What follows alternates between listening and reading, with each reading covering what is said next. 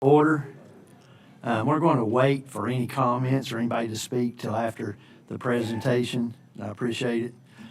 If you got questions, to ask us. I want to turn it over to Mr. Smith. All right, he's not going to be able to join us, but he said he plans on being here next Tuesday for the regularly scheduled city council meeting. So he sends his regrets for not being here, but he certainly plans to participate next week in the called city council meeting. So that is good news. I want to just start, and I'm going to kick off a couple of opening comments, and I'm going to turn the presentation over to Laura, who will run through some of the details of the budget slides. And then, of course, through this whole process, may stop and ask for some of your feedback and thoughts and direction as we build the FY26 budget. So let me just say this was a bit of a new process with the City Council coming from the strategic planning retreat that we had back in November, and based on your feedback of kind of streamlining the process a little bit to have one comprehensive budget workshop. And so welcome to the comprehensive budget workshop that we hope to get through efficiently. We do present to you, or we are presenting a balanced budget with no tax increase proposed for the City Council to consider.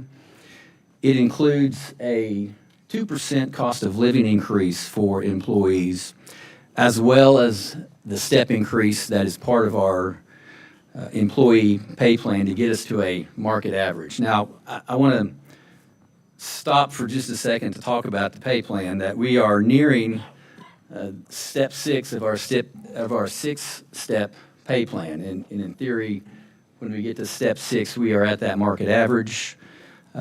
Next year at some point, we probably want to have a conversation with you as to just the philosophy behind employee pay. We've been doing this kind of step increase to get to a market average, but as we get there, what does the future look like, and what is the expectations from the City Council in terms of philosophy of pay? Is it based on longevity? Is it based on performance? Is it based on other factors? So we may come back to you at some point. Our fund balance in the proposed budget is around 25%, and our current fund balance policy essentially states that our fund balance is used as a bit of both a rainy day fund and as a capital investment fund. And our policy states it should stay somewhere between 25% and 35% of our operating budget. I'm going to suggest we may want to relook at that over the next few months. And I suggest that we may want to lower that to a threshold of 20 to 30% or some variation thereof. And I say that just in terms of putting our capital to use. We know our extensive growth, what we've seen in the last few years, has put demands on growth, on infrastructure, on equipment, on buildings. And so it may be at this point, I think we have a very healthy and a very stable local government in terms of revenues and expenditures. But maybe we want to put a little bit more of our fund balance to use for these big capital projects that we are looking at in the next few years. Speaking of capital, our larger capital projects include a Crowfoot Alley walkway project downtown that connects Crowfoot Alley with Depot Street to the tune of $300,000. And you'll see some of these later in the slide, but I just kind of want to hit the highlights. Highway 11E improvements to improve turning movements on and off 11E to the tune of $500,000. That fits in with our 5-year street plan that we developed for the East Andrew Johnson Highway area. And then finally, we've got $175,000 to the Pocket Park, which I'll have an update for the City Council next Tuesday at our board meeting. So again, growth is pushing larger demands for greater and higher levels of services. It's driving additional police officers, traffic improvements, equipment needs. Growing pains can place stresses on finances, but I go back, that's really a problem of success. So we are successful and are growing, and some of that creates some level of pain sometimes when you have to make some investments. So I want to stop and say many thanks to the department heads out there for their wise expenditures in this fiscal year, but also for their judicious and their level-headed request that they submitted to us. I want to thank Laura and her staff in the finance department for being very meticulous, putting a great amount of work into a workable budget for a growing community. And then the city council for the job you do day in and day out. You're very engaged in this community. You're very involved. You're present. You're at several meetings. You take a lot of phone calls. You give a lot of feedback from the phone calls you get. And upon my recommendation is to increase the city council pay by $400 a month and the mayor's pay by $800. I'm sorry, the increase of the city council pay will go up by $200 a month, and the mayor's increase will go up $400 a month. And that's just a reflection on the amount of time that you put into this. The number of phone calls and meetings that you get to, when you break that down on your per hour reimbursement, I know it's below minimum wage. And I know you put a lot of hours into this job and you take it seriously. So that's why I've included that in the budget recommendation. With that, I want to thank all who have participated in this process and that have given input in providing your budget documentation and in your thoughts. And certainly appreciate the community and the input that you've given to this important document, probably the most important document that we look at every year. So with that, Laura, I'm going to turn it over to you to go over the details and talk us through what you've got prepared for us. Okay. I'm going to go through this, especially when we get to the departments. There's one slide for each department, so I'm going to kind of hit the high points on those. The larger townwide budget document that was emailed to you has lots of tabs on it, has all the detail for each of these departmental budgets. So if you have questions about specifics, feel free just to ask, reach out, all that sort of thing. And so next Tuesday, you will see this culminated in an ordinance on first reading, okay? So with that said, as Todd said, we have a balanced budget this year. You see our fund balance drawdown. All of our capital equipment and projects come from fund balance. We cannot take operating expenditures from fund balance. So when we say balance, that means our revenues are paying for us to do business outside of our capital projects. We do have some bond proceeds left over from the Depot Street project that I have allocated the majority of that to the Depot Street pedestrian connector. And so that's in restricted cash. So our net, what we're going to pull out of our rainy day fund for capital is that $1.47 billion. Here's what's included in the budget. I'm not going to read it to you. Todd hit the pay increases. We have a few new positions that actually ended up being budget neutral for us. And then in the city council budget, we have some money in there for another strategic plan to at least update where you have been in the past. This is what's not included. Again, we don't have a property tax increase proposed. There were several new positions that were not included in the budget. Police asked for 6, there are 2. And so we have 4. There's 1 for fire and an upgrade for Roby. The bottom one, and again, in this budget, we do not have a funding mechanism in place for school to address the school maintenance. I have already set up a school maintenance fund in our accounting software, and so the goal that Todd has asked me to look at for next year is to get that mechanism in place, to work with the schools and try to get something in place on that. Here's where our money comes from. Of course, our largest revenues, 77% of all of our revenues are state and local sales tax and property tax.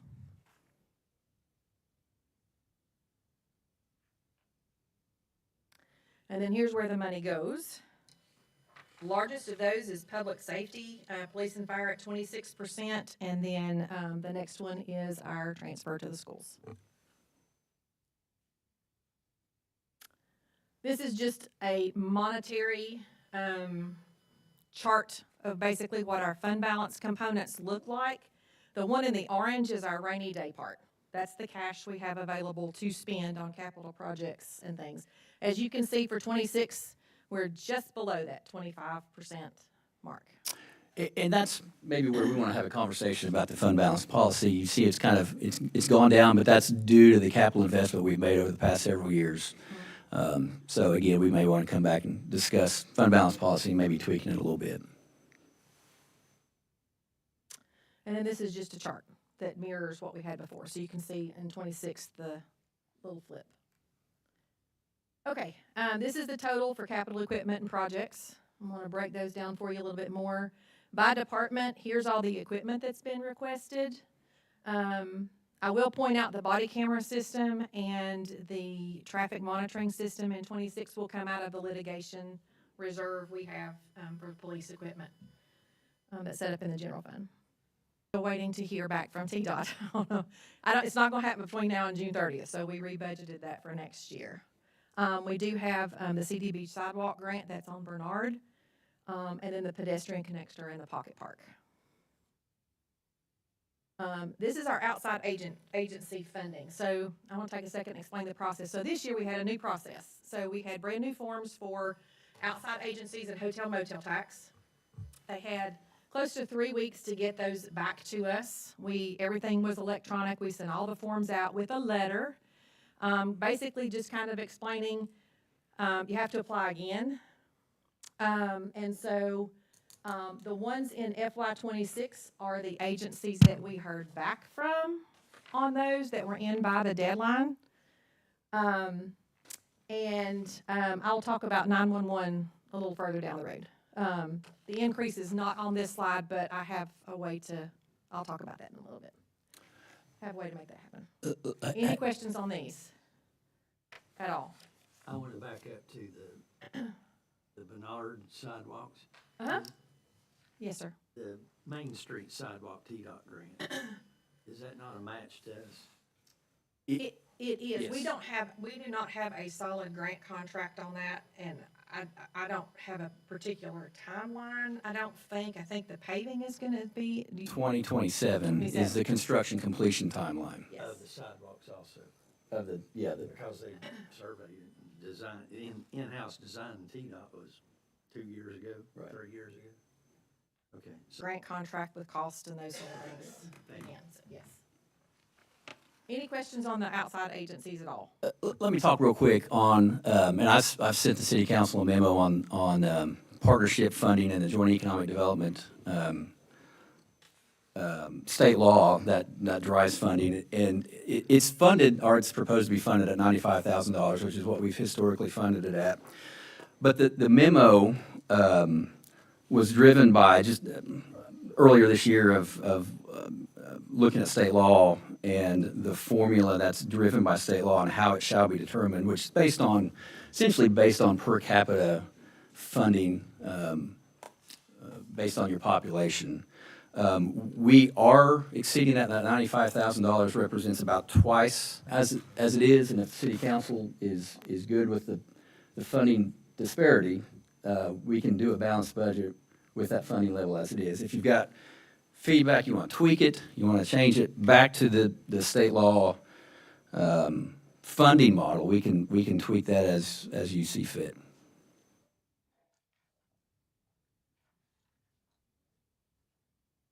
that's what this Tennessee code indicates. That's what the code reference is.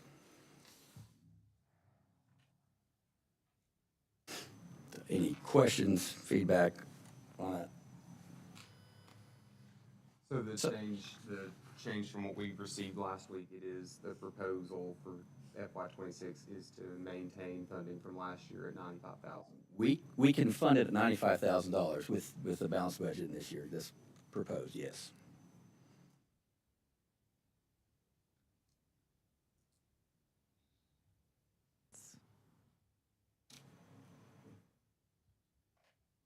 Hotel motel tax. And so this is what was submitted for, you see 25, what's funded, 26, what's funded. Almost all of these Other agencies did. They gave me what their information is, what their funds are going to be used for. As you know, with state law, we have to report all those expenses to the state during our audit process and year-end close this year. We started it last year, but this year there's a specific timeline for it. And so forthcoming in the next week is a document. They've seen it before where these agencies will actually complete for us an itemized list of expenses that were incurred with the hotel motel tax dollars. And then we send that to the state, and they either say yes or no. The state law is very specific in that it has to be a tourism activity or it has to be a tourism capital improvement. And let me say something about hotel motel tax. This is the third cycle we've worked on the hotel motel tax. And really, we've said this from the first time we did it to last year to this year. And maybe I want to reiterate it to department heads, departments, organizations, that the funding's not guaranteed and the funding level may change from year to year. It may go up, it may go down. We've always evaluated this hotel motel tax annually, just based on what the annual priorities were for the upcoming year. So I tell our department heads and folks, don't get used to the funding that you get from hotel motel tax, because it could change. And the same goes for the outside agencies that we had listed. So included in this process is after the budget's approved, they will get a letter with their amount, with the steps to follow to receive that money, as well as the information that these will be considered on an annual basis, and there's no guarantee the same level of funding from one year to the next. We just really need to make that very clear. Is it not different? Have they not changed the accountability part of this, how you have to document For that the it's hotel- tourism and provide all the Yes, data? it is. It is. So we have a form that MTAS actually worked with the comptroller's office to create. When we get these forms back, that's why we ask them to specifically give us a vendor, a check amount, and a description. And so we take that information and we submit that on the form, and we have to put it in one of those two categories, either tourism activity or a tourism capital improvement. And there are a couple of different statutes that hotel motel tax falls under. The older statute gives a little more leeway on how the hotel motel tax could be spent. Our version, which is the later version, is very specific on tourism-related dollars that it has to be spent on. Is it different than what the county It is. funds? It is. Yeah. It is. Even when the law was first enacted, and a lot of cities took action to exercise their hotel motel tax, as we did, they followed that up with even fine tuning more specifically what that means. And so it is. The two categories are a tourism activity, or such as a festival, an event, or a capital improvement, beach volleyball court, something along those They lines. define it as anything outside of your jurisdiction, Yes. anything that brings in People folks from outside your outside. jurisdiction into your Yes. jurisdiction. Yes. So Todd or Laura can, just because it seems to be a bit of the elephant in the room, can you walk me through the process of maybe why we look at the partnership? Seems to be one of the only entities that's took a big hit in funding from the last 2 years. And the only reason I bring that up is you were talking about bringing outside jurisdiction into our jurisdiction. And I just saw that group knock the Iris Festival out of the park and things, a lot of the other activities and events they do. So walk me through the process of your proposal to cut their funding Yeah. by more than half. Yeah, again, every year there's priorities go up and down. And so if you look at our Parks and Rec, the commitments from the Parks and Rec the last, 2, 3, 4 years with the ramped up activities of the Ladies Classic, the spring fling that we started 2, 3 years ago, and bringing in all sorts of outside teams coming in. I think last year this past year, 33 different teams coming in to Greenville for the spring fling. And of course, the beach volleyball, the NAI beach volleyball, again, bringing a lot of folks from outside. And it just requires a lot of commitment from staff, a lot of time, commitment, and just resources from our staff that are just taken away from the normal Parks and Rec, the ball programming, all the other, especially on the maintenance side, that they're normally doing their normal work, and they're dedicated for several weeks at a time for these events that are bringing outside folks in. Let me flip one more and give you a little bit more information before and then we can park here if you need us to, okay? So the first year that we had the hotel motel tax for that 6-month period, we had that reserve at the end of the year. None of that was appropriated the first year. So going down through what we have collected this year and what we think we're gonna collect next year, we've dipped into that reserve to where what we have left with what we have budgeted at this point, what we have left is $46,165. So I say that to say that we have to be really careful. We had more requests this year for hotel motel tax than we had funds available to provide. And that's a diminishing trend that we have to just be wary of this year and next year, that we don't want that diminishing trend to go to zero fund balance at some point. Yes. Or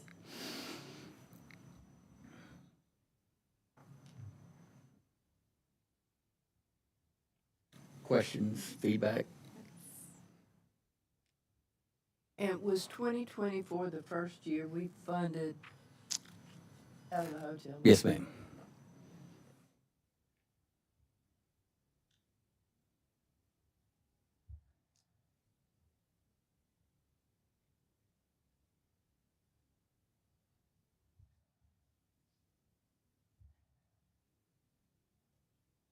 Questions, feedback, changes? So you said the 40, you go back to that previous slide. Absolutely. That 46,165, that's the remaining balance right now that we have still to work with, that even after you've allocated funds. I mean, I would like to see our partnership not take that much of a hit in the 2026 year. I think they've demonstrated that they have a great capacity to bring folks into our community and take advantage of all of our assets that we have.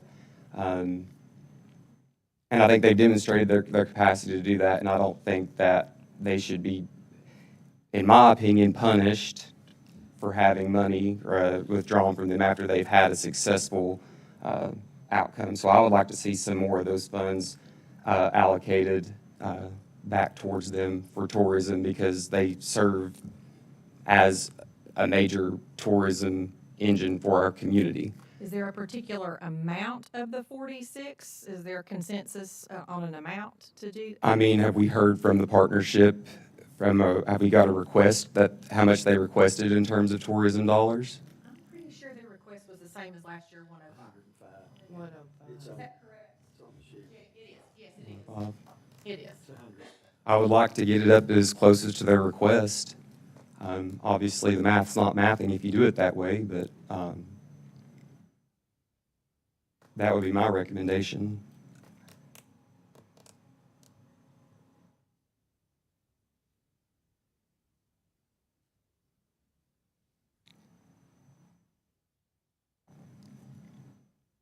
Any other thoughts? Anybody concur with that? From the 46?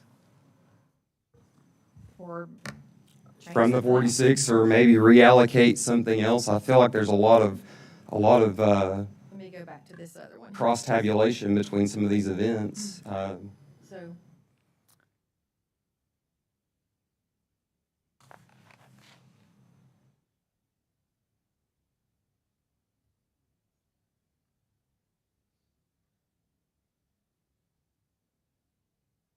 Is the beach volleyball, is it a capital project? Or?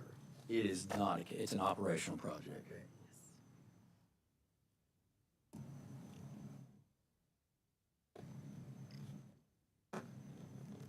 What's the difference in the green fling, that large amount from last year to this year? The green, What's the difference?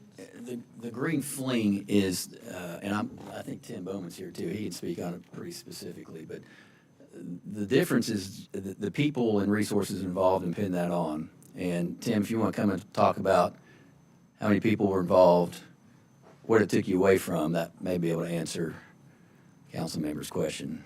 There's actually a little bit of change coming with Green Fling, that's why that's helping with that too. The last year with Green Fling, we had the Buddy Hawk tournament, and we helped a little bit with the Tiny Day, but we really didn't allocate much expense. This year, the Tiny Day is completely fallen under Parks and Recreation. So last year, between the two, we had 38 teams combined in here between the two tournaments, and 5 to 6 of them were staying 3 to 4 days in hotels to stay and play. This year, we're encompassing the whole Tiny Day tournament.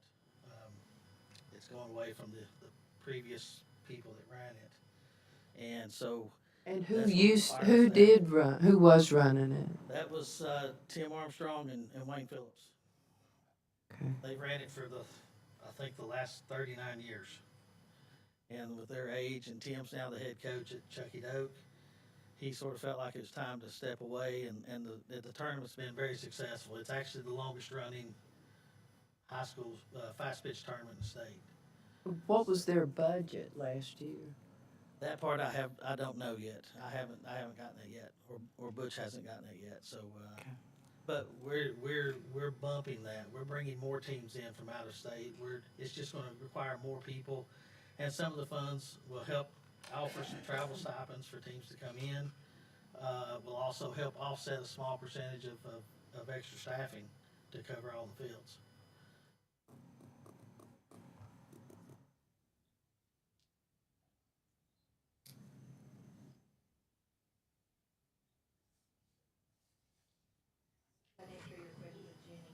I think so.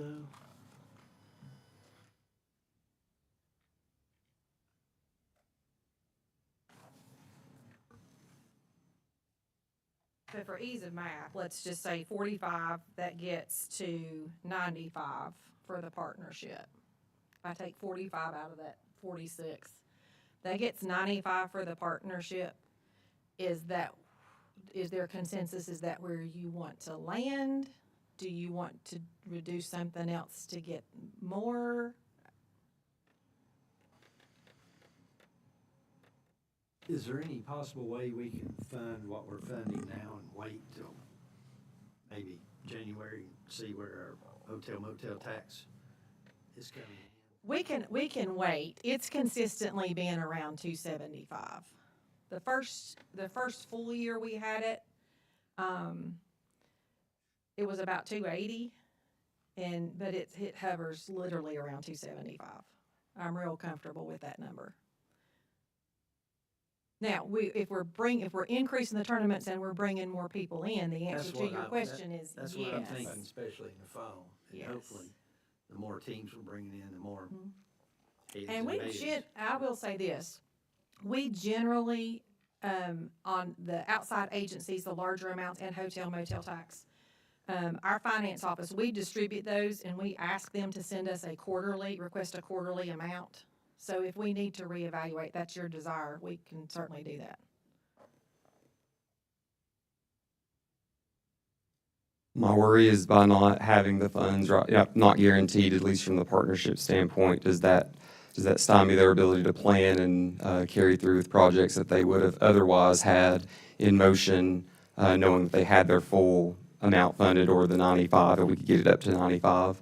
I just think it's very hard to plan if you don't know how much guaranteed money you have. So I think, could we hear from someone, a representative from the partnership, if they're willing to speak? Let's wait till the end. I said that at first, let's wait till the sure, end. and bring absolutely. people up. Absolutely. I'll mark that page. Okay. What did I do with my, here it is. Okay. So departmental budgets, again, I'm not gonna talk much about the salary lines unless there's a personnel change, and most of those are neutral. The increase on the personnel here is the next step in the cost of living. So I'm gonna go through these fairly quickly. If you need something, of course, stop me. So city council, Again, the strategic planning, and the bump in the pay for, the council members and the mayor. City manager, budget, we have additional funds in his operating specifically for associate legal counsel. Mr. Woods, I don't know how long Mr. Woods is gonna be, is gonna continue until he's ready to retire. I'm just not sure what that looks like, so we have tried to plan ahead. Do you have a comment? Tom? Just saying, it's a contingency plan, and all of our departments have kind of a backup plan, and this is really an effort to do a backup plan for our city attorney, which we would be in desperate need of if something happened to Mr. Woods. Yes. Has he announced that he's? No. Just, this is just a This is planning. truly a backup to Mr. Woods. So he is going to continue to be our city attorney for the unforeseeable future. You're So actually thinking ahead. Yes. Is that what you're saying? yes. Yes. Finance office, we have an upgrade from a finance specialist to an accountant. That individual has obtained her certified municipal finance officer, and so that gets my staff back up to 2 accountants. HR's budget is relatively flat. Building department, Bert has 2 new employees in FY '25, and so their operating increase is just supplies and some training for those 2 people. Same with the planning department. There's a retirement next year in the planning department, and so they're gonna need bring somebody in with some new training and supplies as well. Fire department, they have an increase in the cost of their medical supplies and their travel and training for their new recruits and their certifications that they have currently. Police department does have 2 new officers. And so in addition to all the supplies that the 2 new officers actually need, the cost of their guns and ammo, ballistic shields, those things are drastically increased from last year. Parks and Recreation, all of their increases are inflationary. The decrease in maintenance is we're thinking about reevaluating our ADA plan. We've kind of got to a point where we've done some of the major stuff. As well as, and I'll talk about that a little bit later, we have reached the point with our capital projects and our debt that we've moved those out of the general fund into a separate fund. So those pieces of equipment are no longer in the operational budget. They're in a separate place. Roby, I'm sorry, go ahead. I'm sorry, go back to the police department just a second. Absolutely. Auxiliary officers, salaries for them, They go up as well, yes. just don't see them, that's why I was Oh, asking. no, it will be, they're included in that. Our part-times are included, yes. They're included in that. I'm sorry, I did not make that clear. Roby, the main increase for, the Roby Adult Center is, we got an ETF grant, East Tennessee Foundation grant last year for some of the MyRide, for medical rides, some of the reimbursements, and we need to add that into the budget this year on the expense side, and the revenue side. Public Works, this is the street department. So all these are budget neutral. So, the landfill needed an additional person, just with the activity that they have out there, and again, succession planning for potential retirements. So we took a person from the street department and put them in the landfill fund. They were already working out there some, good fit for them. So that left an open position in the street department. And so we need a stormwater manager. We do not have a stormwater manager. We need a stormwater manager, especially in light of Hurricane Helene. And so that is all that one person would do. We have a couple of people on our staff between Mr. C and Mr. Keith that can handle some of that stuff and the permitting and all that, but after that, we realize that we have a need. And then there are 2 maintenance technicians to be added, and those are going to go to work for the street department, and they're offset with the revenue we're getting from the water department. where we're going back and, paving over and fixing for the cuts. Did you have a question, Yeah, sir? Are you saying we're looking for an engineer, maybe? No. I Okay. think it's more of just a stormwater manager, not, I don't think it's to the level of an engineer. We're still hiring that out. Yes, we are. Steve's still. Yes. Yes. Okay. And let me talk about the maintenance technicians that are, that we've added. That's proved to be a very good partnership with the Water Commission to take over their paving efforts after they complete a project. And we send our crews out there. We've purchased equipment. When we get the new staffing, I think it'll be a very seamless process to go from a Water Commission project to our public works staff going out there and immediately doing the resurfacing part of that. So it's been a partnership that's worked very good.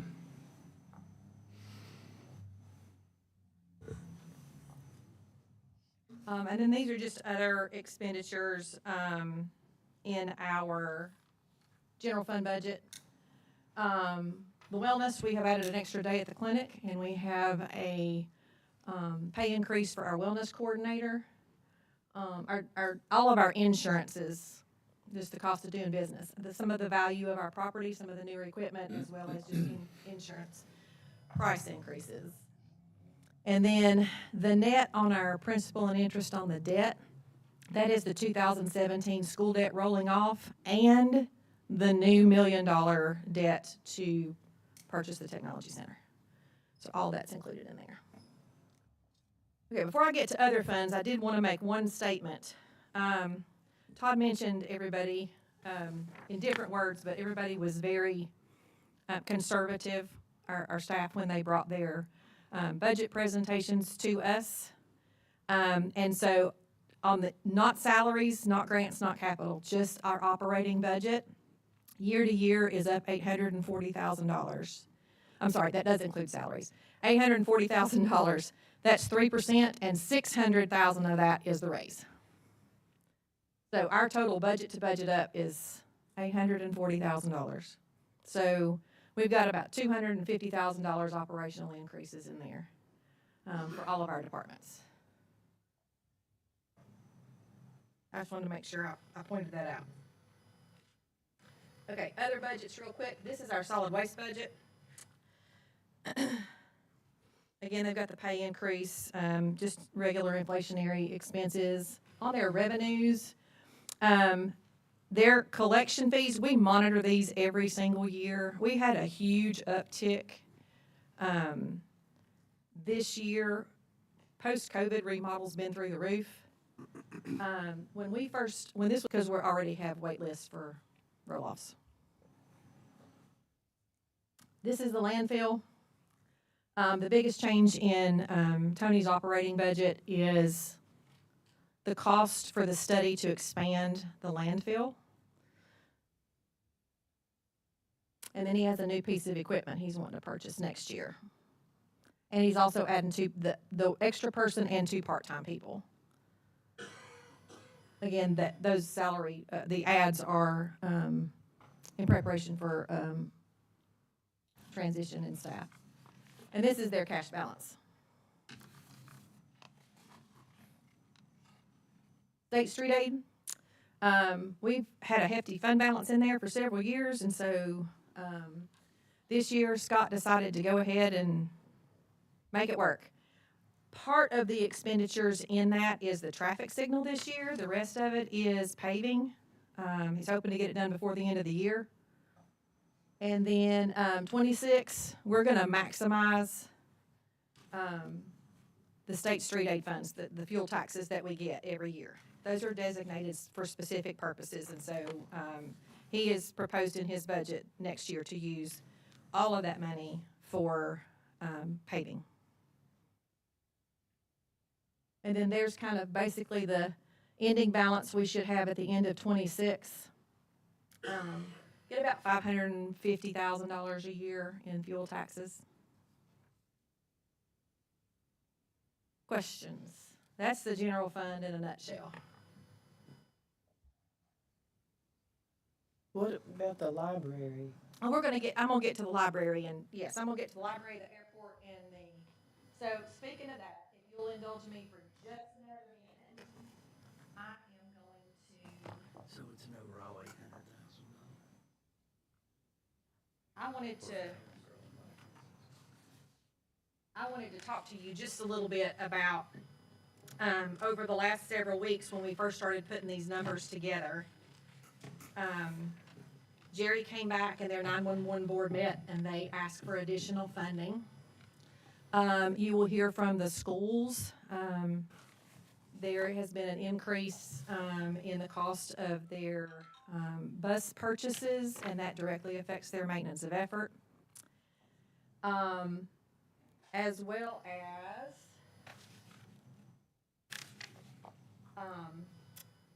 there's, also down below at the bottom, there's a proposal to, add some funding to the library from the town for pay raises that mirrors the percentage that the town employees are getting. So that's all kind of the mechanics of behind all that. So, just really taking a good hard look at this over the last few days. We can still have a balanced budget and accommodate these changes here. Outside the hotel motel tax, that's kind of a different bucket, but in general, I have a mechanism to, address the need for 911, the request for the schools, and the library. I tried to make that kind of as easy as I could on where it started. And we have a whopping $4,700 at the end of the year. Well, it's balanced. I started with $1,800 and then I went back and looked at property tax and our miscellaneous money and got you a little more. So. Questions, comments? So at this point, with these figures right here, I need personally consensus on, before we leave today, hotel motel tax, since that, we've talked about that. And if you're okay with these changes once you hear, especially from the schools. So if you're okay with that, I can take this and go with it and make the changes, and those will be reflected in the budget ordinance on Tuesday that you will see. Questions at all on anything about the budget at all?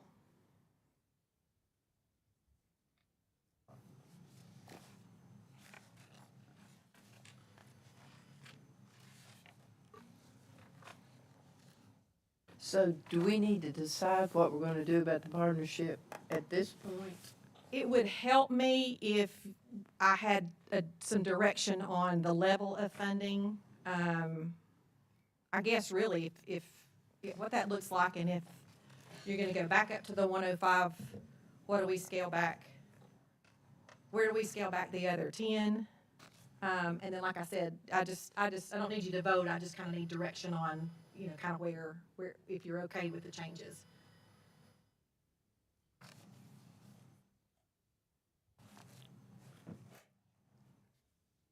Vice Mayor, do you want us to go on with the schools and the library and the airport quickly? Yes, ma'am. Okay, all right. Please.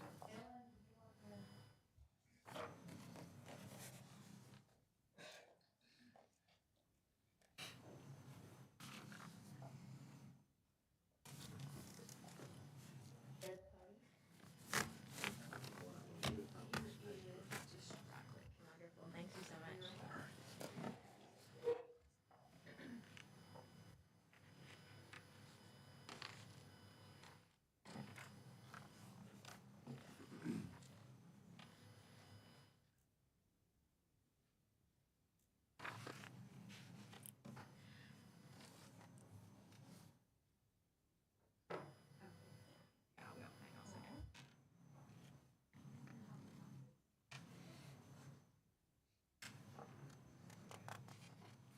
Members of the City Council, Ms. Young, Mr. Smith, thank you so much for allowing us to present our budget to you today.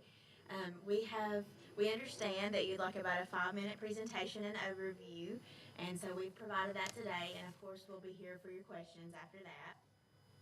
I just want to publicly thank our Board of Education, and particularly our treasurer, Mr. Josh Quillen. Broadly, our board has several functions, 4 of the main ones being to approve a budget, adopt policy, grant tenure to tenure candidates, and to hire and evaluate our director of schools.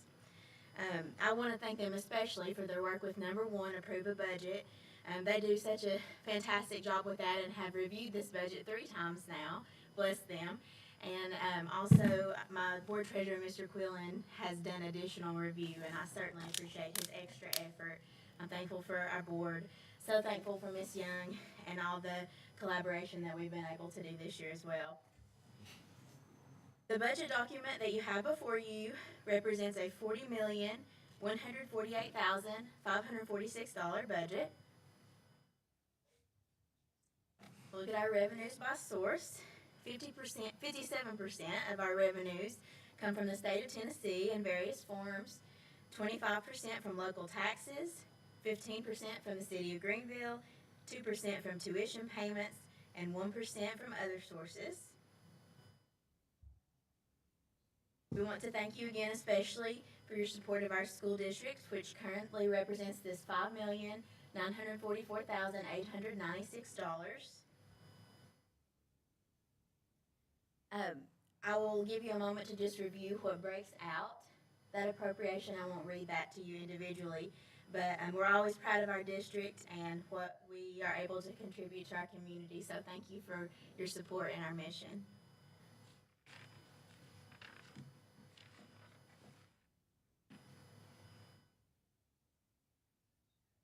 These are our expenditures by category. Our Board of Education does pride itself in setting a goal for over 75% of our expenditures to go directly into the classroom where the real magic happens. We're proud to say that this year we're at 76% classroom expenditures, 10% operation and maintenance, 8% other support, 3% transportation, 2% capital, and 1% debt for our budget.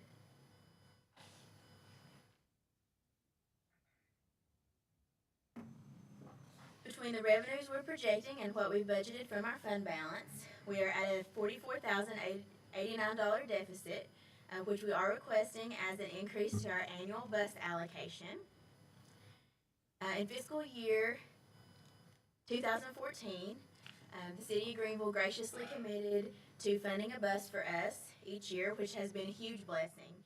We certainly thank you for that, because now we don't get in the situation where we have multiple buses in one year that can just go no further, and we have to come to you and ask for several buses each year. So from the bottom of our hearts, truly thank you for that annual bus allocation. To give you just a little bit of further background, and Mr. Starnes is going to pass out some supporting documentation for this.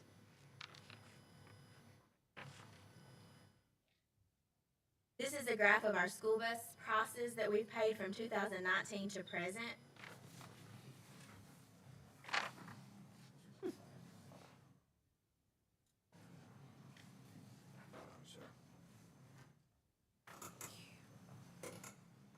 On this graph, you will see 2 year 2023s. That is accurate. In year 2022, there was some production delays, so we had to buy 2 buses in 2023. You can really see that year, that 2023, is when our bus expenditure really increased. Up until 2023, in that second bus purchase, our allocation from the City of Greenville covered our annual bus purchase. And since then, we've just been covering the difference, because we didn't want to bring you a $3,000, $4,000, $5,000, $8,000 request.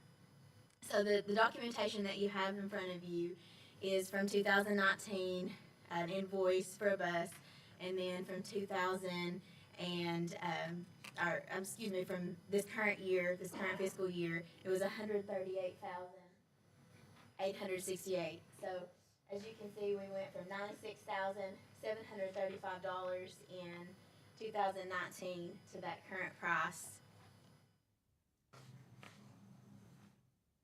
And before we did bring this request, I did collaborate with Laura to make sure that this would be a reasonable request for your operating budget, because we understand that you have a lot of competing needs and want to make sure that our requests are very reasonable. So what questions can we answer for you today about our request?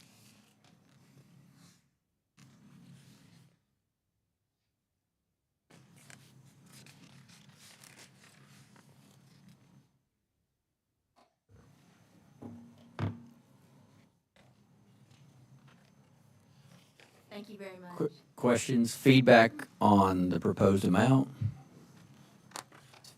Is this in our budget already? It is. It's what Laura just walked through. So that's on the sheets that we had along with 911 was to provide that extra. And it does go to their maintenance of effort since the bus purchase is a component of that particular allocation we make to them. So you're basically just asking the difference between 19 and 24, the price of the school bus? Yes. Which is really not that bad. I mean, there's other stuff that's gone at 300% since then. Let's hope that does not happen with us. Yeah, well. Yeah. More increases, but hopefully the restrictions have been eased.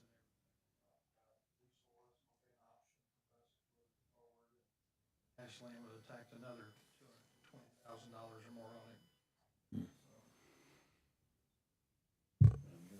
You're in for a challenging time with the Center for Technology, so that's a very easy request for us, I think, this year.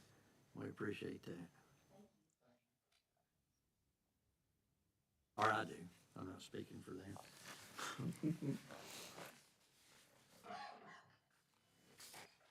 Good.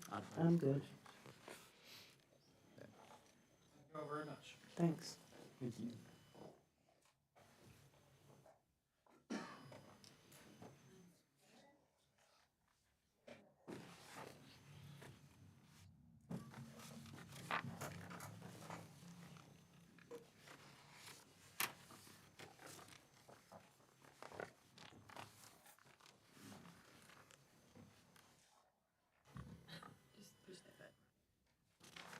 Okay, well, first of all, and I'm not trying to gush, but good afternoon. And on my notes, of course, one of the first things I always want to tell you all is that I am so proud of our public library. It's one of the best small libraries in the region. And I'm really proud of it. We provide quality services and programs every day, 6 days a week, 72 hours a week at the two libraries. And I couldn't be happier. I love my job. I have a really great staff. I don't really have a lot to say. You can see our revenues. We're not getting an allocation increase this year from the county, so they stayed at 138, and that was partly due to their willingness to pay for our sewer problem, which we heard about last city council meeting. So we're staying at the 138, which is their maintenance of effort for the library. On that city appropriation, that does not include the $13,500 that Laura just showed us, which I was going to ask to have put back because I did ask for 20 extra thousand this year, so that my staff can have that cost of living and or an increase equal to what other town employees are getting. We're not on the pay plan anymore, even though we are city employees. So it was really important for me to make sure that my staff, because they do work really hard, to be compensated equally as other town employees are. So if you look at the FY 20 or this year's expenditures and next year's expenditures, and you compare them, our budgets are always upside down. I never have enough revenue to cover our estimated expenses. I kind of never worry about that because I'm always willing to do the dance and get extra money coming in. Our revenues don't include, and they haven't this year or last year, include our book sale, because our book sale's been kind of up in the air. So the library does manage to bridge that gap with our book sale.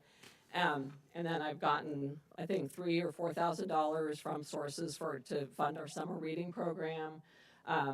We do, I mean, y'all know how the library works. We're sort of like a minor town entity. We never know what our revenues are. We never know what our expenses are going to be, really. So it's kind of like I have to kind of keep a close eye on it. We have 6 part-time employees, so they do have an hourly rate, but how much we actually spend on salaries depends on how many hours they work, did they take time off? So it's not a set amount every year, because they do not receive benefits, unfortunately. I don't know if you have any questions for me. I'm extremely happy with the 13,500 increase that was put back in, or was put into the revenue category this year. I think the library board does a great job in helping me oversee our financial situation. I keep a close eye on it. The one thing I would like to say is, if you look at our salaries and fringe benefits, they're never equal to what the county and city appropriations are. So every single operating expense, we have to pay our share of our insurance, we have to pay our share of the audit, I have to pay operating expenses at two buildings. We're open 72 hours a week to pay people to be there. If we had extra funding from the city and or the county, we could expand our capacity as far as programming and being that much more involved in the community. I can't pay employees extra to stay over and have like family game night or do any programming on the weekends, because it just costs money to have people there to do programming. Right now, I have people manning the desk and doing the essential jobs. So doing extra programming, which we have a lot that we would really like to do, but it's really a matter of funding for not only the staff, but supplies we might need. And I would like to brag on our summer reading program. Erin Bontemp is a part-time employee. She organizes our summer reading program. Yesterday, we had 176 kids and their parents at the library for our first day of summer reading, and it was really awesome. So I'm really proud of our staff. So unless you have any questions, I just want to thank you for your continued support and allowing me to do what I love to do. So, What about the book sale? Did you bring in? we made $31,600 this year, and I was talking to Laura this morning, and I'm always really uptight about how much the book sale is going to make. How much are we going to have? Can we meet our budget so that we're not in the red at the end of the year?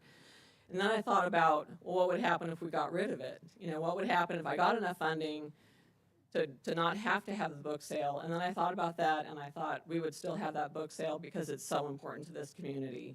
I love the book sale. I love it for its fundraising opportunity, but I also love it because it brings people together. We, get books into the hands of so many people. It's interesting when I worked at the book sale every day that it was going on. You see some people that come to the library at the book sale, but you see so many people getting books that don't come to the library. And I don't know if it's a matter of transportation, that they just can't come in as often, but it's just a really nice function. It's a really nice program to be able to get books back into the hands of people who may not use the library as much. Yeah. And one last thing, on the Friends of the Library, that number seems low. That's just what they give me, and actually that, after the meeting in April that we had, I asked for an increase they give me a stipend every quarter.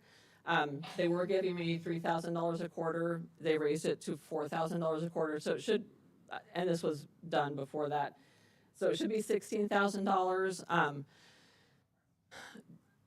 The Friends is kind of a different entity. They're not in the business of covering our operating expenses. I mean, they completely redid the big spring room downstairs. Y'all know that, for $80,000+. They bought the furniture.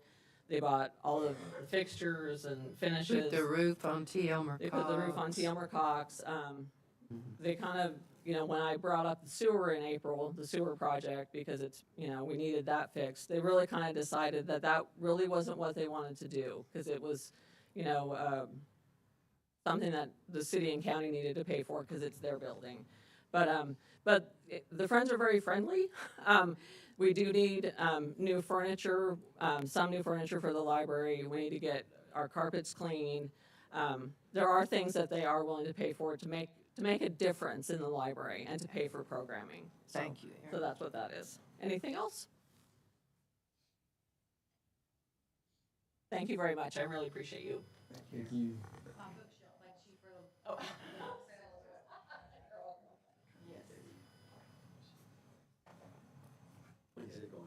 Well, the question came up about the library agreement, and I actually talked to a library board member who sits on the county commission last week about trying to get the library agreement in place. Once the library agreement is in place, it has a plan for equalizing the funding between the city and county. So I took it as good news that this county commissioner said we need to take the county commission needs to take up the library agreement for consideration.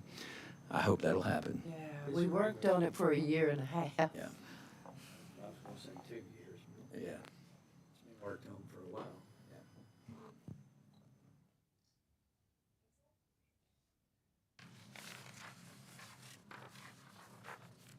Good afternoon, everyone.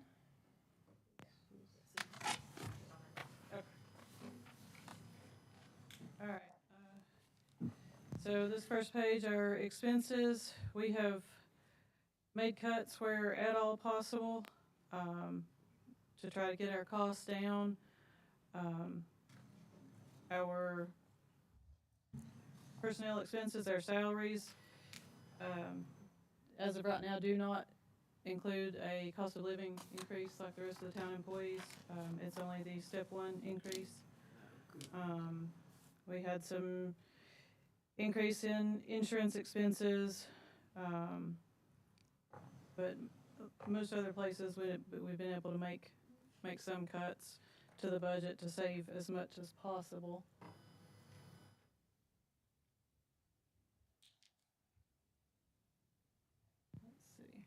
And so on the revenue side, this year, we're looking for $85,000 for the city appropriation. The $120,000 in the 2025 budget, we have accepted the $20,000 already and used that. The other $100,000 that was a budget amendment request, we so far have not had to use. So as of right now, we've been doing better with fuel sales and our bottom line's a little better, so we haven't had to use that. So that's a positive. In July, for next budget fiscal year, we've raised the T-hanger rent, and we may potentially look at a CPI increase for our other tenants.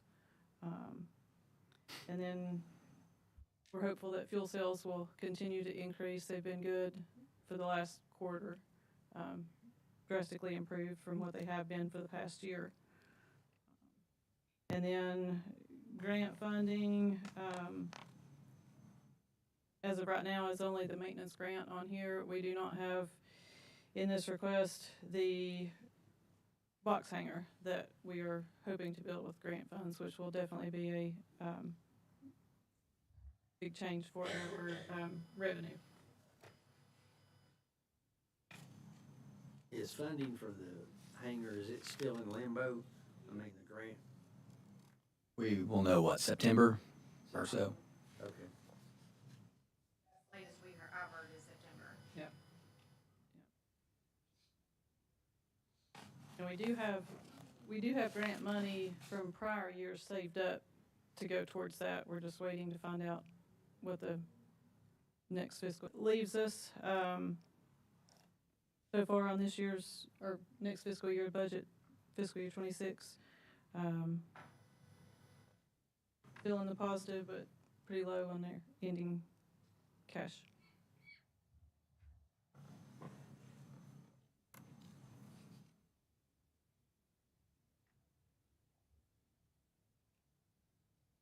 Do you have any questions?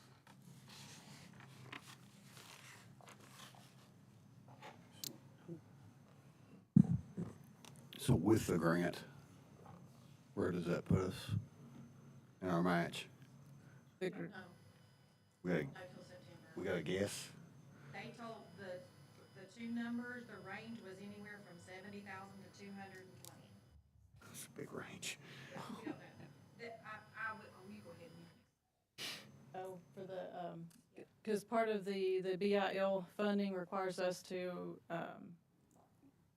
pay up front and then we get reimbursed. And so that's the big difference on that one. And that's infrastructure money. So FAA has instructed them to go ahead, so they went ahead with the bid. I think it was 5 or 6 months out to go ahead with the bid and go ahead and plan, just kind of get in your mind that that money will be available. But there's no guarantee. Even what they have in the bucket, there's no guarantee. So It looks like the local match would be between 70 and 80,000, the best I can, my best guess. if all the money comes in Yeah. correctly, I think it'll be. The money we allocated to the airport last month, month before last, is that staying in the budget? No, it's not. 85,000 of it is staying in the budget of the 120. Okay. And until we close out the books for them and settle up all the last quarter benefits and payroll and all that, we really won't have a good idea how much of that, if any of that, they will need. But looking at the budget numbers Angela had, they definitely needed more than the 20 that we have been given them. We kind of been paring down. So 85 was where we landed on their budget, just to get them to kind of break even at this point. So we did rebudget, not all of it, but most of it, yes.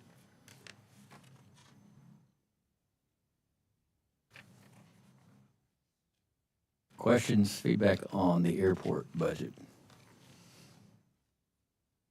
Thank you all. Thank you.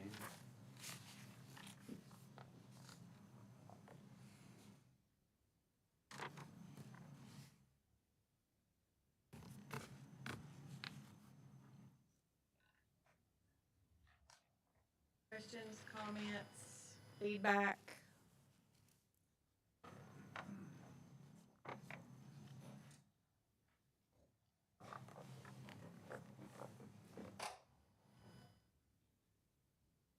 I want to thank you.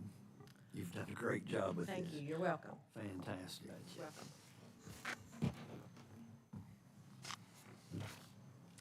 Can I get some feedback on this particular one? Is everybody okay with the school appropriation, the library addition, and the 911 addition? Okay, okay. They're adding new dispatchers, is that correct? Even more? Yeah. I think. Is that right, Tim? Hopefully. Hopefully. It's gonna depend a little bit on where the rest of our money comes in, and Jerry can talk, he's back, sit back, come here, Jerry. I'd much rather hear you talk. You ain't getting out of it that easy. You thought you was gonna get away with it today. Back there grinning. Good afternoon. Thank you all very much. Did you hear Tim's question? Did Pardon? you hear Tim's question? No, sir. You're adding new dispatchers with Yes. the extra money you're asking for? Yes. Are you waiting on the county to? We are, yes. Okay. It seems like the agencies are kind of waiting on each other to see where everybody stands as far as the money appropriations. We went to we had a meeting with the County Commission Budget and Finance Committee. They were very respectful and responsive of our request, but there was no definite, yes, we're gonna get it, no, we're not. So what happens if we budget it and the county doesn't, or any other municipalities that share? Well, I'll say this, Tusculum's already increased what they gave, or they're giving about 10 grand. So they went up, what is it, about a third? Yeah, they're at 40.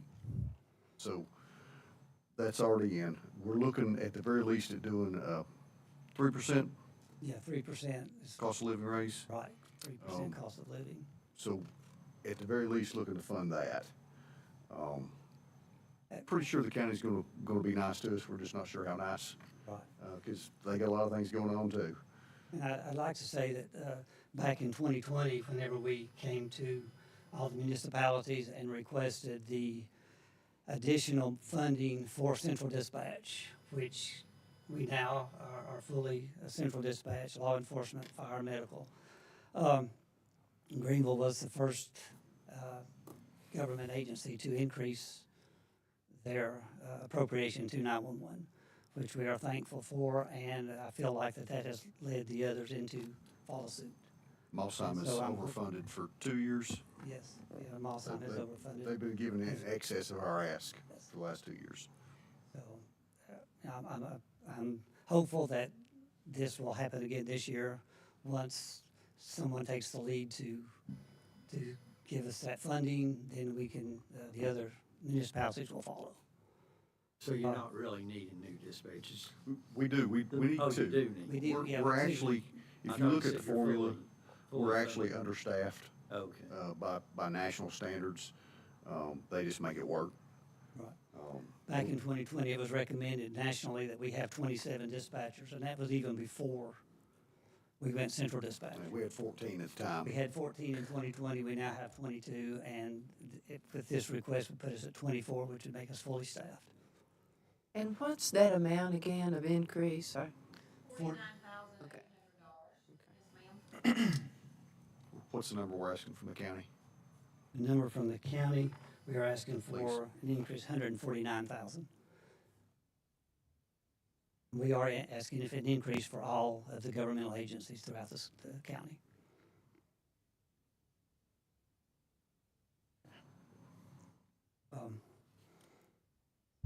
I'm good. Just a little fact.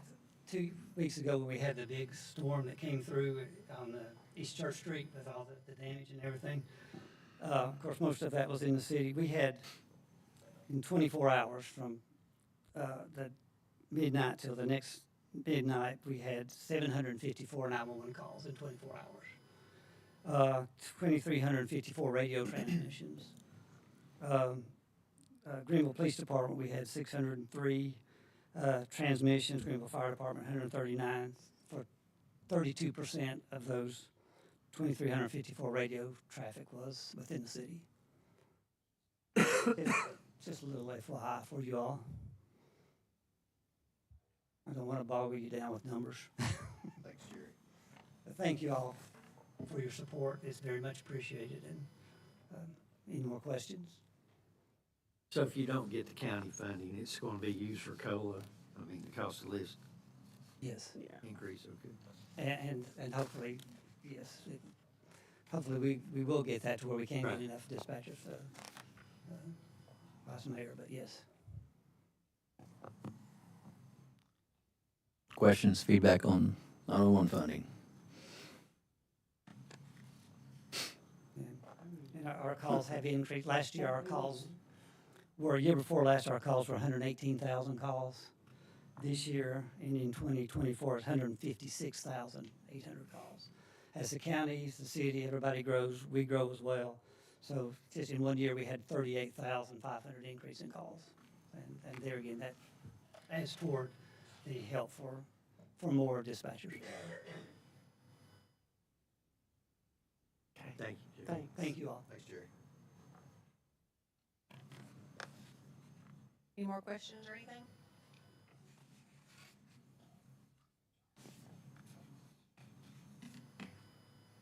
Go back to the hotel motel tax.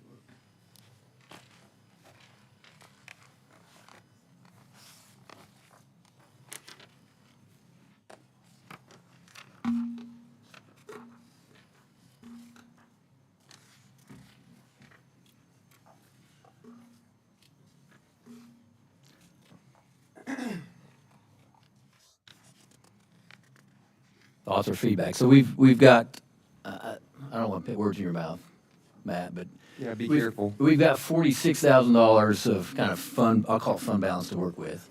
So one option is using some of that. Another option is tweaking the numbers out of other other line items to make up a difference. What's the consensus of the city council? Maybe there's other ideas out there. Well, I mean, I would like to first go back to my initial request was to invite Jeff up to speak on behalf of tourism because I can't make an informed decision until I've got data to make that judgment. So we got to hear from Parks and Rec on what they intend to do with the proposed budget as far as these tourism dollars go. I'd like to hear from a representative from the partnership to express what their proposed plan for that funding would be, if they're willing to speak. The Parks and Rec was asked specific questions recently. They were, and I appreciate it, so I wanted to hear from Jeff as well. So, thank you. First of all, thank you for the opportunity. Tourism is a hotel, motel, lodging tax, obviously, is a funding source that, we are number 22 in the state of Tennessee for tourism. The Greene County Partnership is the designated marketing organization as identified by Commissioner Ezell, who is the Commissioner of Tourism. So not only do we fund the state Tennessee, do we put the advertisement and marketing campaign together, not only for our state tourism guide, which is about $12,000 to $15,000 a year to participate, but we also represent the National Park Service as well. By federal law mandate, they can't advertise, so we are the promoting entity of the Andrew Johnson Historic Site, as well as picking up the ancillary pieces such as the historic bike trail, the Civil War trails, et cetera. In fact, we're in the process of updating material that would be poorly perceived at this juncture due to pictures that are outdated and many would deem inappropriate, and that's going to cost us close to $6,000 to $7,000 to update that material, as long as several other pieces. What many don't know is that we sit within miles of the number 2 most visited visitor center in the state of Tennessee, number 1 being East Ridge. So RAC cards, which are those individual cards that you go if you visit, or if you come to the partnership, or if you go anywhere that has all these little brochures, we fund those and promote those, which is a collective effort to make sure that we collectively promote not only the Dixon Williams Mansion, Main Street Greenville's walking tours, Andrew Johnson, which tends to be actually our second most visited asset behind Davy Crockett. But also, too, we put on other events as well that crisscross over. So like Wings and Wheels, that's a promotion of our airport to bring awareness and hopefully additional business to it, but it's also a tourism event, which is what we use this funding for. That we also partnered with the GM Truck Fair. We've starting to see that increase and grow. Last year we had 3,500 people down on Depot Street and put heads in beds as well. And so not only do we work closely with Parks and Rec, with the NAIA, but we use funding out of the partnership to help fund part of that as well. But we also globally macro promote our motor coach tours. So if you know anything about motor coach tours, they're really perfect for Greenville and Greene County because they roll in for a half day, they spend the night, they eat dinner, they roll up the next day and roll out. And so you pick up hotel, motel plus eating. So we have invested in that for the last 3 years. Obviously, COVID impacted motor coach travel significantly. Last year, along with partnering with Main Street Greenville, we hosted the Tennessee Motor Coach Association, to which we saw an additional 12 motor coach tours come to Greenville and stay in our hotels. They spent money not only in our local shops, but also our eateries and obviously lodging tax. So this is a little bit larger versus just one type of tourism. Before the hurricane hit, we were very close because one of the things, Molly Boyd wrote a grant for outdoor recreation to help develop our river system and partner with Northeast Tennessee because they had, in Irwin, they have class 3s and 4s, so they did. We had 1s and 2s, we think we still do.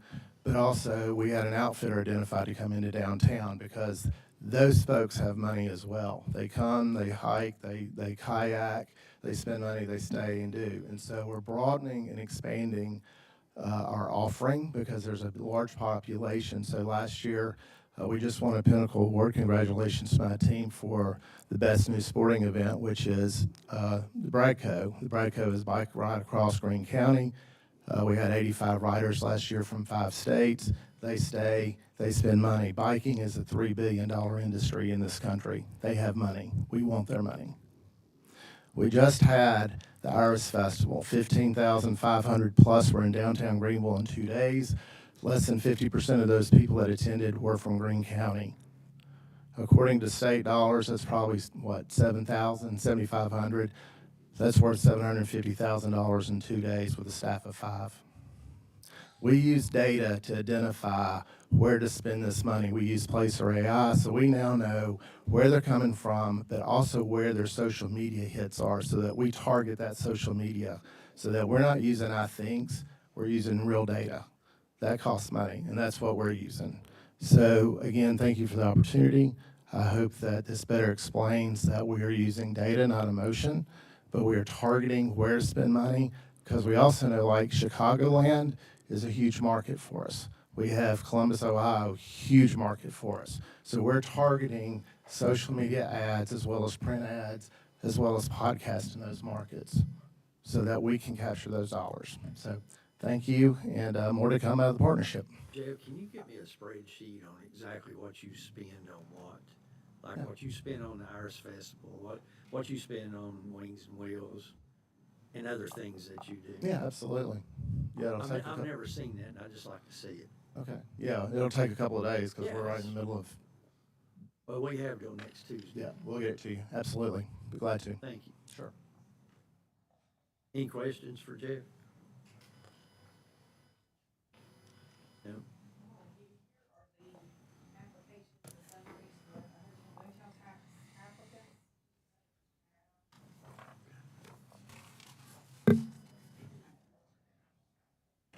This is just kind of, and I have these for the nonprofits, if you want a copy of those.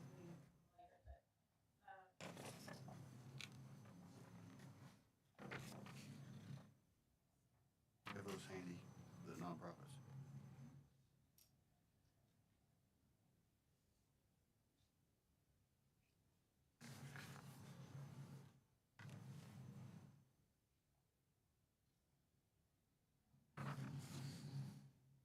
Thank you, Laura.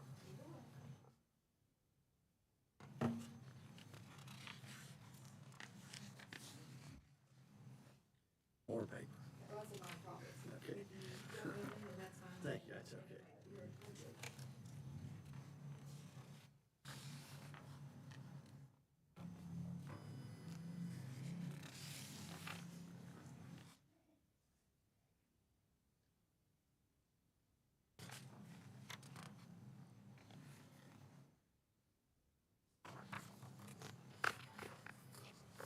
What happens, Laura, if we go over the amount that we have left in hotel motel? We can't, not for hotel motel So you're funds, gonna- that's it. If we fully fund partnership, you got to go and pull from other. Yes.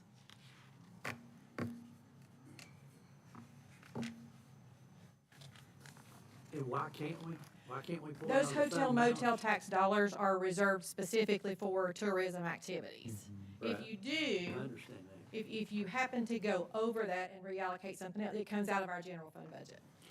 And we are actually pulling out of the fund balance what's proposed in 26 of 15,500. Right. So it is a reserved. That's what I'm saying, but so you can pull out. You can pull out of fund balance. It's a reserve, no. No. It's the money that we collect, at the end of the year, whatever we spend and what's left over, we keep in a reserve in our fund balance. So it is a single bucket of money, and that bucket has restrictions on the tourism. Does that That's a make fund sense? balance for hotel motel. It tax. is, yes, Here, sir. It's okay. not commingled with our other general fund. I got Yes, it. that's That's correct. what I was confused. Yes. So that's over Sorry if I and didn't make it beyond what clear. we've spent over the last, how many years that we've gotten hotel motel tax? Is what the fund balance is. Fund balance is what we have left of all the monies we have taken in and all Over the the money. years also. Mhm. Correct. Okay. Yes. Correct.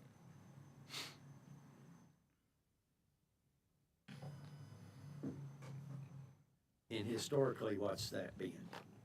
Um, Say 5 years ago, what was the fund balance in it? Well, but this Oh, just started so in our 24. 2024 audit, in the years. 2024 audit, we ended up with 144. That's where we started. So we had 6 months in actual 2023 that we didn't allocate anything. So we started our first year of allocations with 144,000. We spent out the 326. So that left us with 76. And then this year, we've got 275, we've got 289 budgeted, all that will be allocated out. That leaves us with the 62. And then we're spending 15.5 out of that this year. That was the number Todd was talking about. So we're spending, so for 26, what we have right now, we're spending 15,500 of that. That leaves us the 46. So we're proposing to spend more than we take in Yes. this fiscal year.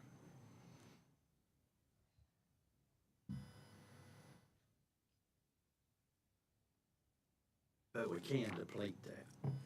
We can't Don't go, want to. yeah, yes. Just in case And our numbers that's- are off for this year. Based on projections, anyway, right?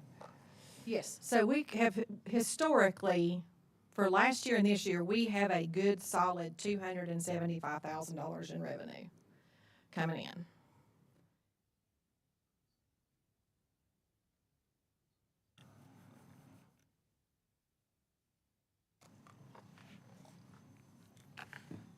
I would just like to find a way that we don't have to penalize the partnership. They're doing good work.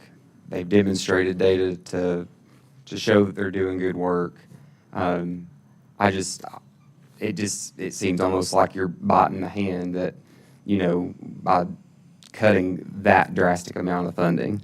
I understand you may not be able to do the 105, but I mean, it'd be different if they weren't bringing in individuals to our community and promoting tourism. And a lot of that material that Jeff was referring to, I mean, it is expensive. Advertisements, it's expensive. Having data and software, it's expensive. But if we want to be successful, I mean, that's the price of success. So I would like to see us look at something to not have to drastically cut their funding that amount.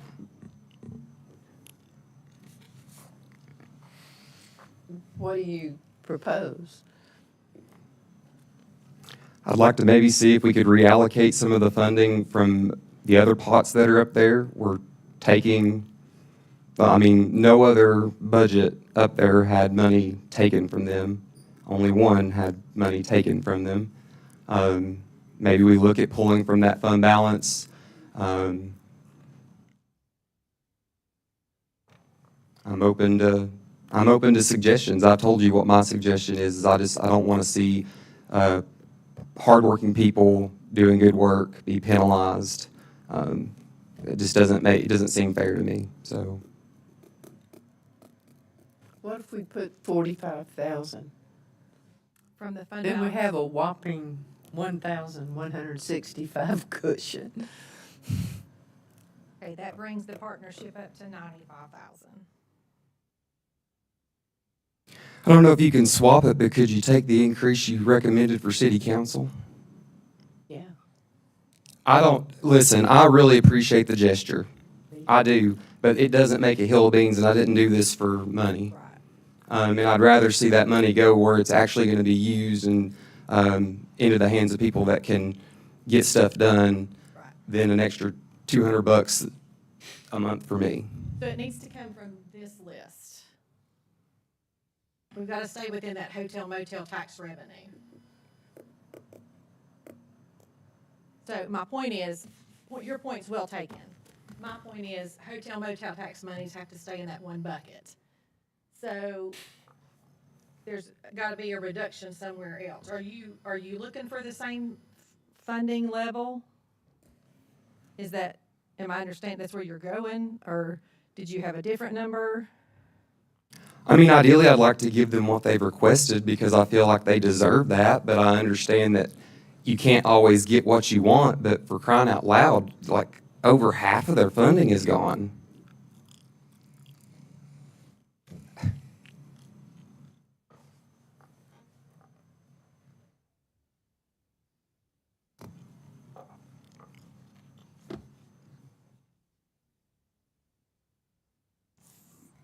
fund balance and other cuts? I mean, that's one way to get there. Their thoughts about doing that? I don't wanna cut anything else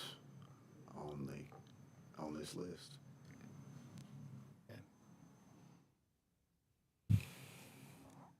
Everything you've got on the list needs attention. I have to agree with Tim. The only way to do it's draw down the fund balance in hotel motel, in my opinion. And to that point, I agree with Tim. I'd like to see kind of where the money goes, because we know where all the rest of the money goes that we're putting out there. So I'd like to see where the money's going. I know you want to know this in a timely manner, but No, we've got it's- till Tuesday for the first reading of the budget. It so- is. It is. So I think you might have made the point earlier. We can amend the budget at any time during the year, including the hotel motel tax allocations. So, I'll put the 45 in there, if that's where we kind of have a consensus to land from the fund balance and bring them up to 95. Well, right now, If- I want to see what I asked Jeff for, Sure. but instead of putting it in there, saying, you put it in there, 95,000, then we draw it back, or, I don't want to do that. Okay. You know, I mean, once we give it, it's theirs, so that's my suggestion was, let's wait and see where that lands. We may have an influx of people and have, instead of 275, we may have 300,000 this year.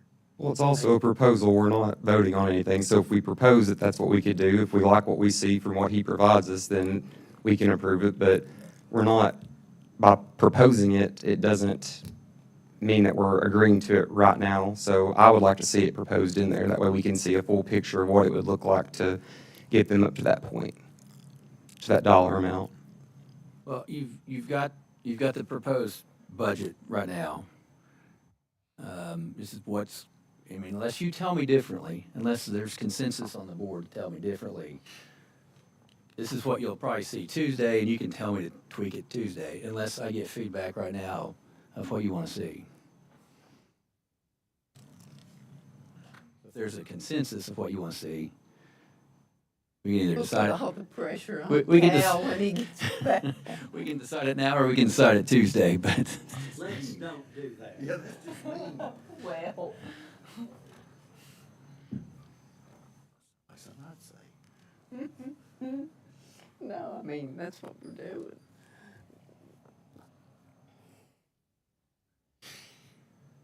I mean, I definitely want Cal to be a part of this, so you know where he lands on this, We haven't talked about it. so.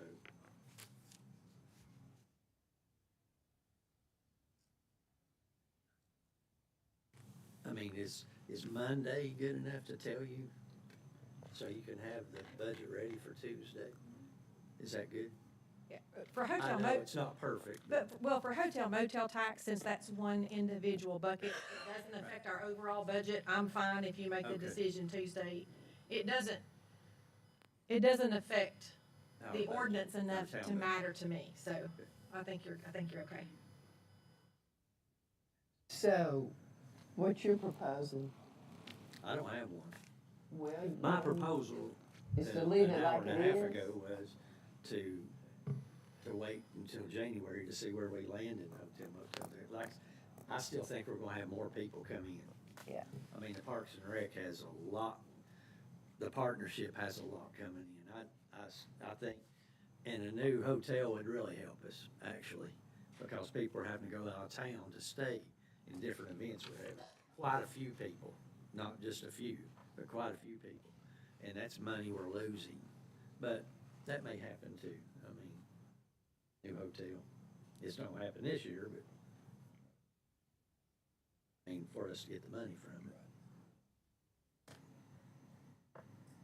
But I still think it might be more than, I think that's a good low base that you've got, like, for sure, we're gonna historically get 275,000. But it could be more, correct? Correct me if I'm wrong. I mean, there's really no way to know. Right. But you think that's There- the there bottom? are You think that's the bottom? Yeah, there are state projections for hotel motel tax too that I look at, across the board, for communities our size as well as our size, plus what's actually being collected here. And that's where we land, that's where I landed, was 275.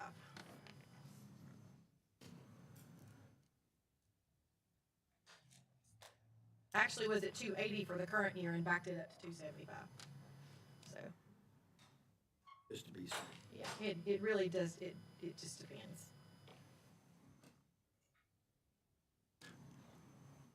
All right, final thoughts about this. Do you want to punt till Tuesday?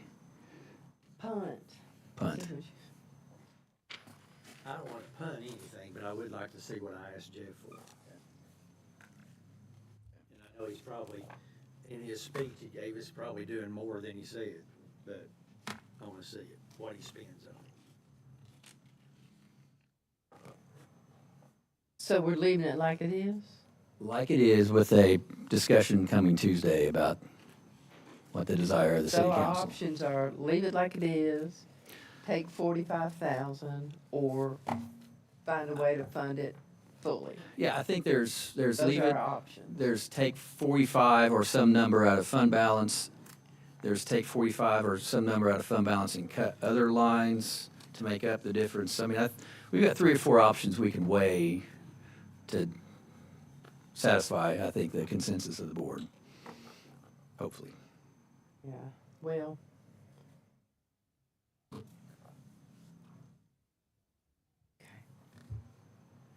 So he's gonna share that with all of us, since we're all basing our decision on what Tim asked for. Well, and to help them out, I'll just send Jeff and Kendra the form. That's what they're gonna submit to me anyway to report to the state. And so I'll just get them that form. It's pretty straightforward. So you report how they spend it. We have to, we're required to report that to the state, yes. So you can give us last year's. Yes. Okay, Mhm. maybe that's quicker. Okay. So just email that to us. I mean, there's probably no change, right, Jeff? I'm sorry. There's probably no change from last year, how you spent the money for what you're wanting to spend it this year for. There's this word called inflation. So there will be increases. What's that mean, Jeff? There will be different events and, including like the technology and marketing, yeah, and there are. Well, okay, just forget it, Laura. We'll wait on his. Sorry. Was there anyone else wanting to speak to? You're with who? Oh, okay, okay. Come on, yes.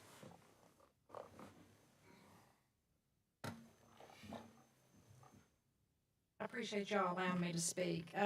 As a lifelong resident of Greenville and then Greene County, I really felt compelled to speak on the budget plan that was proposed that would shape the future of our community. A community that I hope to inspire the next generation to stay and thrive here. I've worked at Mako Corporation my entire career, a Greenville-based community since 1959. I spent 25 years in sales and marketing before being promoted to president. In this role, I had the opportunity to work with the Greene County Partnership. They have consistently supported MECO, providing to be an invaluable ally. During this time, I became a board member and was recently asked to be the chair of the partnership. At a Greene County Partnership meeting with Todd and Cal and Jeff on May 15th, a significant funding cut was proposed by the town of Greenville in order to pursue its own economic development activity and to cut tourism. I strongly oppose this proposal because it threatened really to derail the progress made over the past 5 years and risk dividing the efforts that should remain unified. I'm glad that you chose to keep the $95,000 in for economic development, and we do appreciate that. Because I believe Greenville would have borne the cost, especially in the ongoing work to attract and retain young talent. The Greene County Partnership provides a significant amount of volunteers. They provide for the Parks and Rec, tourism. I think, Jeff, you said about volunteer hours towards the community. I think Jeff really outlined the parks, or the Wings and Wheels, the Iris Festival. I had all this written down, all the stats, but they really provide a lot of events. You know, in summary, I'd say that I think the Greene County Partnership has provided a vital role in sustaining the domestic manufacturing, driving economic development, and growing tourism. And based on my 27 years of experience in marketing business development, I believe you currently have the best team in place to continue this community's growth. Changing course right now in the budget, I think, jeopardizes that. One of the things, listening to your budget discussions, and one of the things that we've done at MECO, I would encourage the council to explore opportunities with the Greenville City School System's work-based learning system, and through, I don't think Mark Stevens is here, but for the First Tennessee Development District's opportunity to utilize the youth. We've gained a lot of invaluable interns, experience, by funding through that. We've actually got 6 interns that we use right now, and I think that could help with your budgeting process. But from MECO's standpoint and from Shared Partnership, I would really appreciate to try to keep the same budget funding so they could continue their progress. Thank you. Thank you. Thank you. Is there anyone else that wants to speak? Speak now. Done, Mr. Smith. Let me just wrap this up. I think as we come down to agreement on most of the budget, I know there's an important, at least one important issue out there with hotel motel tax. When you consider, what do we have, a $31 million budget, $32 million budget, and we're coming down to just some, when you, in the grand scheme of things, some relatively small numbers that we've got to make some decisions, make some consensus on. I think in the grand scheme of things, we're in fairly good shape from a budget perspective. And again, I appreciate the city council, the department heads, the agencies for your diligent work into making this process work smoothly and work to make a Greenville a thriving and growing community. And starting Tuesday, we'll start making decisions that will put this in play on July 1st. So thank you for everybody's time. Thank you. And I'm finished with my presentation, Mr. Vice Mayor. Okay. We're adjourned.